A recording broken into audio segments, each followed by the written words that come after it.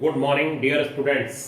हम लोग बच्चों ट्रिग्नोमेट्रिक इक्वेशन में शुरू के क्वेश्चन जो सिंपल वाले थे वो कर लिए थे, जो sine theta is equal to cos theta is equal to और tan theta is equal to 0 वाले थे, या सिंपल एंगल वाले क्वेश्चन थे। अब बच्चों हम लोग 11.7 पेज पर एग्जांपल नंबर 5 कर रहे हैं, और इसमें कहा गया है बच्चों sin x plus sin 3x plus sin 5x is equal to 0। इसको सॉल्व करना है। पेपर में क्या लिखा हुआ आएगा? सॉल्व। जब भी होंगे पेपर तो उसमें क्या लिखा हुआ आएगा? सॉल्व। सॉल्व का बच्चों मीनिंग होगा कि इसमें x की वैल्यू अगर थीटा में है तो थीटा की वैल्यू निकालनी है, मींस जनरल सॉल्यूशन देना है। जनरल सॉल्यूशन से मतलब है n के टर्म में रिजल्ट देना, यहां n belongs to natural number होगा। अब बच्चों हम लोग इसमें sin x plus sin 5x एक साथ लिख लेंगे और plus sin 3x is equal to 0 कर लेंगे। इसमें बच्चों ये हो जाएगा sin c plus sin d का फार्मूला लगा दीजिए। sin c plus sin d का फार्मूला हो जाएगा 2 sin c plus d upon 2। ये और ये ले लिया, ये और ये क्यों लिया, इसे क्यों छोड़ा, इसे अभी बाद में बताते हैं। 2 sin c plus d upon 2 cos c minus d upon 2 और plus sin 3x is equal to 0 है बच्चों। x प्लस 5x हो जाएगा 6x अपॉन 2 यानी 3x, और cos x minus 5x minus 4x upon 2 minus 2x, और ये sin 3x है बच्चों, और sin 3x बच्चों कॉमन हो जाएगा 2 cos 2x plus 1 is equal to 0 हो जाएगा। अब बच्चों ये और ये क्यों लिया, जरा ये ध्यान से देखिए। अगर मैं इन दोनों को ले लेता तो हो जाता 2 sin, एक हो जाता 4x अपॉन 2। 4x अपॉन 2 का मतलब होता बच्चों 2x, और एक होता cos 2x upon 2 cos x। यानी अगर मैं sin x और प्लस sin 3x को ले लेता तो बच्चों हो जाता 2 sin 2x और cos x। ये इसमें कोई भी चीज कॉमन नहीं होती, ये पहले आ जाता टर्म, और sin 5x होता, तो इसमें से कुछ भी बच्चों कॉमन नहीं होता। और जब कॉमन नहीं होता बच्चों तब फिर बिल्कुल आगे नहीं बढ़ पाता क्वेश्चन। अब ये कॉमन हुआ, फैक्टर हुए, एक बार आपने sin 3x को 0 ले लिया, sin 3x is equal to 0।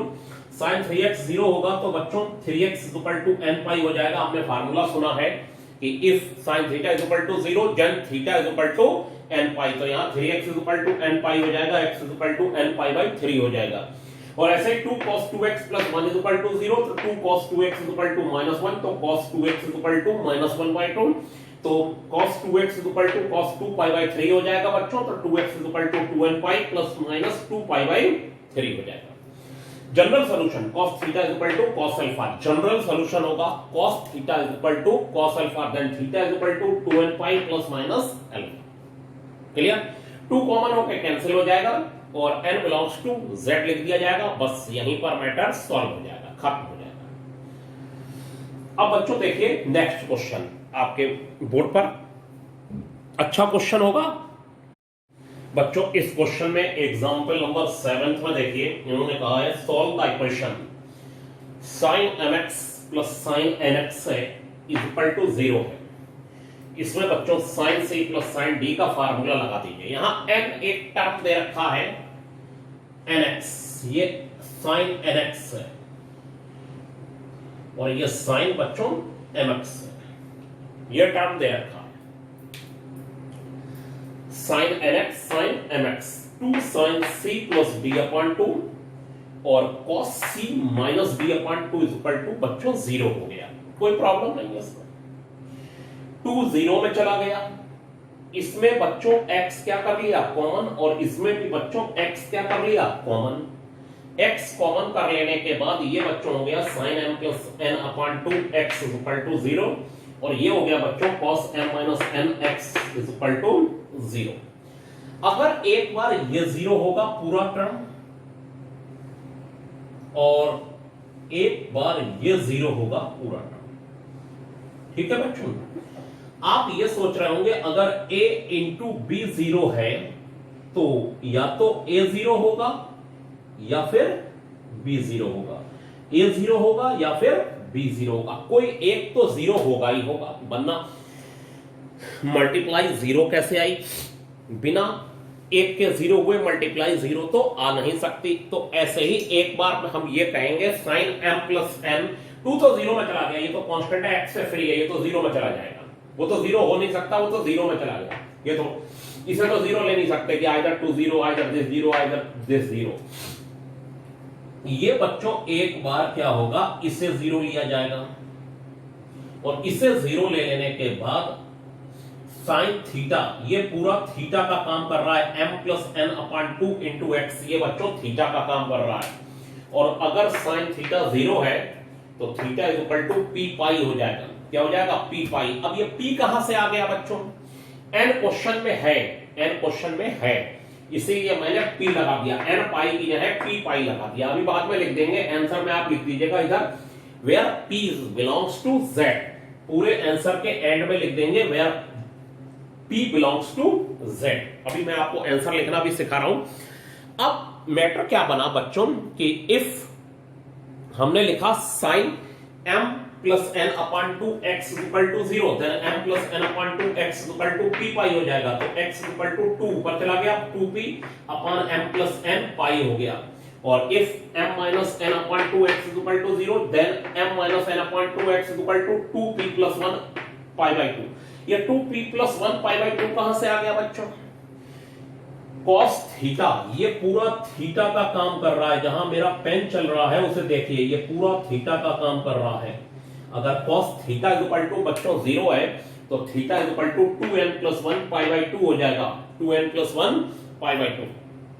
2 से 2 कैंसिल, x की क्या निकाल ली बच्चों, वैल्यू निकाल ली, और x की वैल्यू आपके सामने आ गई। ठीक है, एक बार साइन थीटा जीरो, एक बार cos थीटा जीरो, ये थीटा का वर्क कर रहा है पूरा, ये थीटा का काम है, इससे ले रहे हैं पूरा। ठीक है, थीटा का काम। अब क्या होगा, अब हमारे पास आंसर लिखने की बात आएगी, और आंसर लिखने की बात आएगी तो फिर लिख दिया जाएगा, हम p, m और n पर नहीं जाना चाहते। m क्वेश्चन में एक था बच्चों, इसीलिए मैंने m को नहीं लिखा ना n को लिखा, p को लिख दिया। आप p लिख दीजिए, कुछ लिख दीजिए। So answer x equal to 2p pi upon m plus n comma 2p plus 1 pi m minus n, ये हो गया बच्चों। और ये दो आंसर हो गए, और वेयर p बिलोंग्स टू हम लोग लिख देंगे इंटीजर। बस आप इतने में बस आंसर लिख के हम लोग बात खत्म कर देंगे। अब आप इसमें p इंटीजर रखते जाएं और x की वैल्यूज निकालते जाएं, तो ये जो x की वैल्यूज आई हैं वो गिवन इक्वेशन को, जो दी हुई इक्वेशन होगी उसमें लगाने पर उसको सेटिस्फाई करेंगे। यानी लेफ्ट में लगाएंगे तो बच्चों राइट साइड आ जाएगी, लेफ्ट में लगाने पर क्या आ जाएगा, राइट साइड। बस इसका मैटर बच्चों यही है। अब आपको ये बात भी समझ में आई होगी। अब मैं आपको एक एग्जांपल, अच्छा एर्थ का फर्स्ट पार्ट बच्चों बताने जा रहा हूं। एर्थ के फर्स्ट पार्ट में देखिए क्या कह रहे हैं बच्चों। अब हमारे स्क्रीन पर एक एग्जांपल 8 का फर्स्ट पार्ट आ गया है, और इसमें बच्चों ये कहा गया है कि sin 2x plus cos x equal to 0 है। sin 2x plus cos x अगर 0 है बच्चों तो 2 sin x, अब होगा क्या, अभी थोड़ा सा आप सोच रहे होंगे कि सर ये क्या कर रहे हैं। हम मैक्सिमम क्वेश्चनों में प्रयास कर रहे हैं फैक्टर करने का। देखिए बच्चों, अगर a प्लस b 0 है तो a 0 होगा, या हिंदी में बोल रहा हूं b 0 होगा ऐसा जरूरी नहीं है, a 2 हो सकता है और b माइनस 2 हो सकता है, a 3 हो सकता है और b माइनस 3 हो सकता है, कुछ भी हो सकते हैं, बहुत सारे रिजल्ट। लेकिन बच्चों अगर a इंटू b 0 आया है तब हम ये जरूर कहेंगे कि आइदर a 0 और b 0, a और b में से कोई एक 0 जरूर रहा होगा। ऐसा हो ही नहीं सकता a और b में से कोई एक 0 ना रहा हो, ये तो इम्पॉसिबल मैटर है बच्चों। तो बच्चों ये 2 sin x cos x plus cos x equal to 0 ले लिया, इसमें बच्चों cos x कॉमन कर लिया। अब ये ब्रैकेट बन गया, बीच में प्लस लगा था, देखिए ये ब्रैकेट हो गए। और सब क्वेश्चन बच्चों ऐसे होंगे कि ये हमारे क्वेश्चन को हो सके, ये नहीं कि ऐसा नहीं है कि फंस जाए कहीं पर। If cos x is equal to 0 तो x इज इक्वल टू हो जाएगा बच्चों 2n plus 1 pi by 2, 2n plus 1 pi by 2। तो x is equal to 2n plus 1 pi by 2 लिख दिया।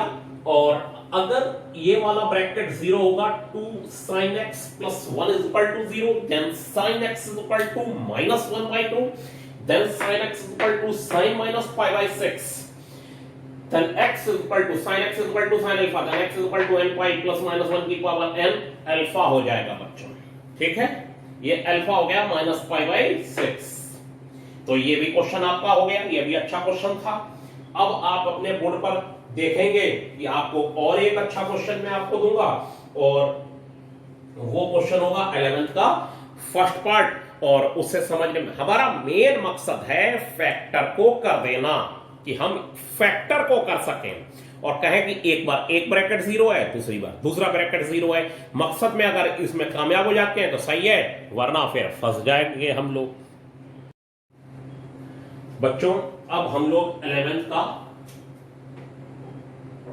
फर्स्ट पार्ट करेंगे, और 11th का फर्स्ट पार्ट है बच्चों 2 cos square x plus 3 sin x equal to 0। और cos स्क्वायर x को लिख देंगे हम 1। हमारा मकसद है फैक्टर करना, यानी फैक्टर में क्या होता है, मल्टीप्लाई में आ जाती हैं ब्रैकेट्स। अभी देखिएगा, हम आपको देखेंगे ब्रैकेट्स मल्टीप्लाई में आपको दिखाई देने लगेंगे, इनके बीच प्लस या माइनस है। cos स्क्वायर x को बच्चों 1 माइनस sin स्क्वायर x लिख लिया। अब 2 से अंदर मल्टीप्लाई कर दी, तो पहले लिख लिया स्क्वायर वाला माइनस 2 sin स्क्वायर x, फिर लिख लिया प्लस 3 sin x और फिर प्लस 2। ठीक है बच्चों, माइनस कॉमन करके 0 में भेज दिया, तो पहला वाला प्लस, दूसरा वाला माइनस, फिर तीसरा वाला माइनस हो गया। 2 2 जा 4 और माइनस करके 3 लाना है, स्प्लिट ऑफ मिडिल टर्म देख लीजिए। अगर ये होता 2x square minus 3x minus 2 is equal to 0, तो 2x square minus 4x plus x minus 2 is equal to 0, split of middle term. Factorization बोला जाता है बच्चों, इसे क्या बोला जाता है, फैक्टराइजेशन। और ऐसी कंडीशन में बच्चों हम लोग क्या करेंगे कि 2 sin x को कॉमन कर लेंगे, और ये sin x माइनस 2 हो जाएगा, और इसमें दोनों में 1 को कॉमन कर लेंगे तो sin x माइनस 2 हो जाएगा। 2 sin x प्लस 1 हो जाएगा और sin x माइनस 2 हो जाएगा। ये sin x माइनस 2 वाला ब्रैकेट बाहर आ जाएगा और 2 sin x प्लस 1 हो जाएगा बच्चों। और 2 sin x plus 1 is equal to 0 हो जाने के बाद हमारे पास ये मैटर रहेगा कि हम कहेंगे if sin x minus 2 is equal to 0, तो sin x is equal to 2, which is not possible, जो कि संभव नहीं है। क्यों नहीं संभव है? अगर sin x माइनस 2 0 है तो फिर बच्चों sin x is equal to 2 हो जाएगा, जो पॉसिबल नहीं है। हमने आपको बताया था, अगर आपको याद हो, कि sin और cos की वैल्यू जो एंगल की होती है वो 1 से बड़ी नहीं होती और माइनस 1 से कभी छोटी नहीं होती। sin थीटा एंड cos थीटा लाइज बिटवीन -1 to +1। अगर sin x is equal to 2 आया है बच्चों, तो ऐसा कोई भी एंगल नहीं होता जो इसको 2 बना दे। ऐसा कोई भी एंगल नहीं होता बच्चों जो इसको क्या बना दे, 2 बना दे, विच इज नॉट पॉसिबल। जो भी वैल्यू आएगी यहां पर वो 1 से छोटी होगी और -1 से बड़ी होगी। 1 और -1 के बराबर हो सकती है।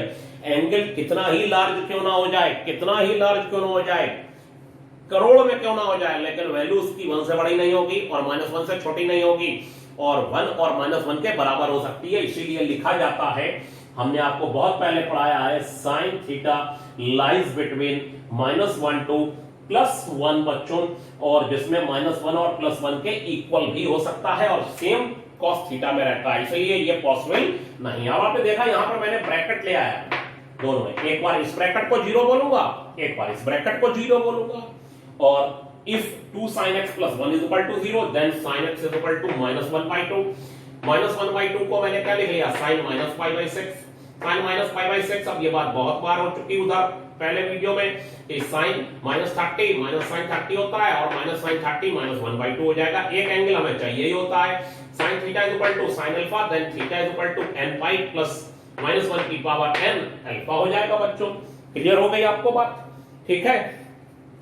अब क्या होगा कि एक ही आंसर आएगा, यही वाला x equal to n pi plus -1 की पावर n अल्फा। अब ये n बिलोंग्स टू z मैं जहां छोड़ दे रहा हूं, जहां मैं n का इस्तेमाल कर रहा हूं, और ये क्वेश्चन में p का इस्तेमाल किया था क्योंकि वहां n क्वेश्चन में था।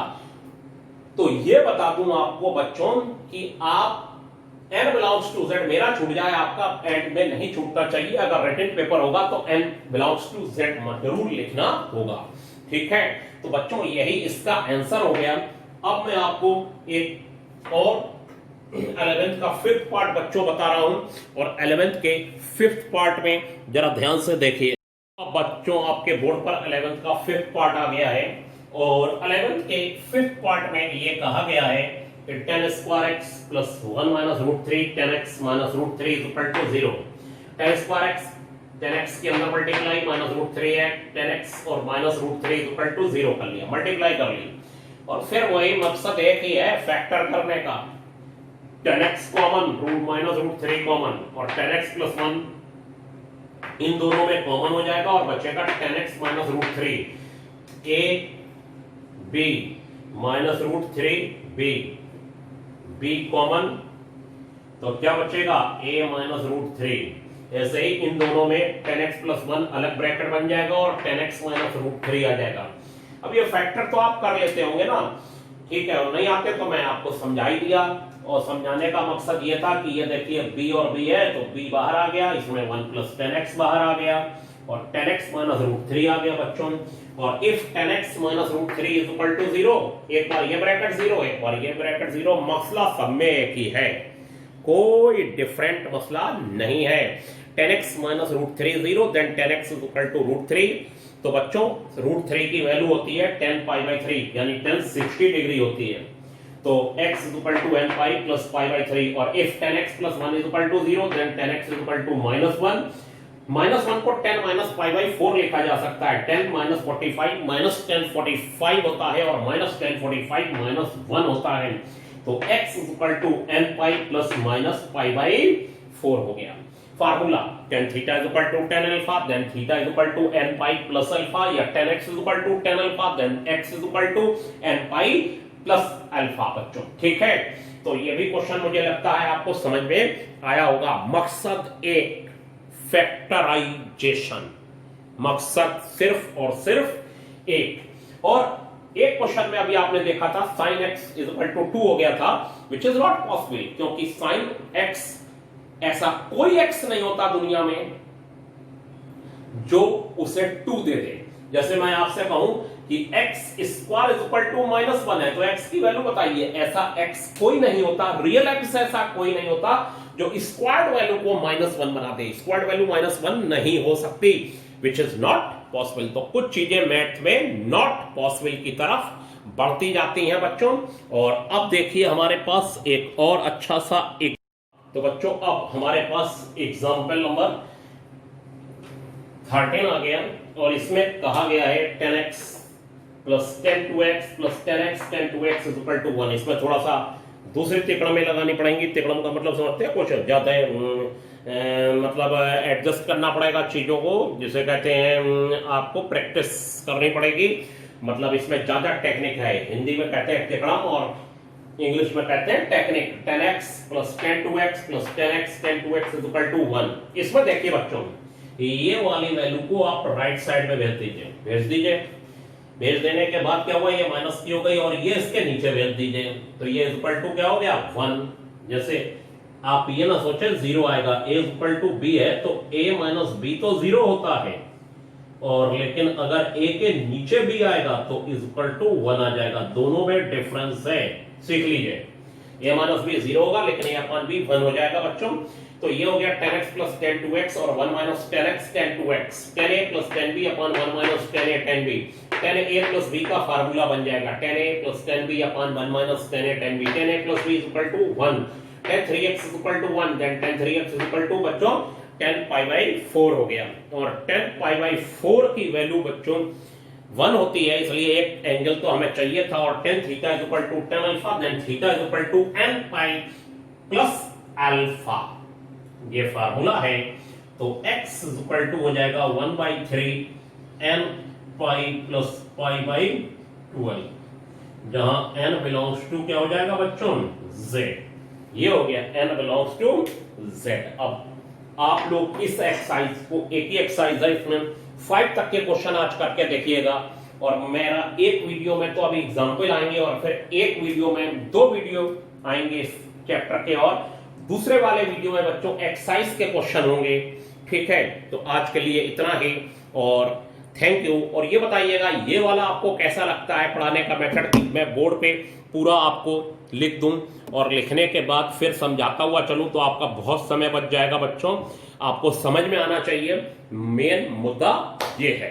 ठीक है, जरूर बताइएगा मुझे कि ये वीडियो ऐसे अच्छे लगते हैं या करता हुआ क्वेश्चन अच्छा लगता है, उसमें बेवजह टाइम खराब होता है बच्चों, समझ में आना चाहिए। Thank you.